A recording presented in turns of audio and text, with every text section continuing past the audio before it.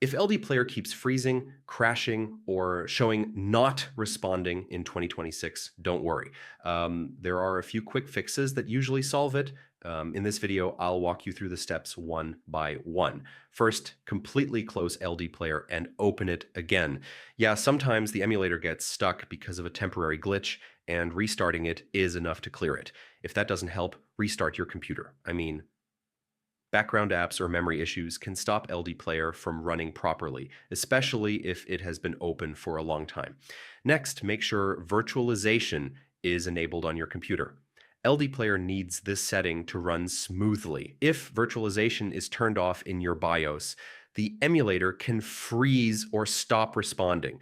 After that, open LDPlayer settings and lower the CPU and RAM usage. So if your computer is struggling, giving the emulator fewer resources can actually make it more stable.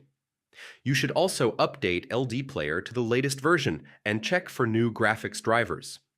Outdated software is one of the most common reasons LDPlayer stops responding in 2026. Still having problems?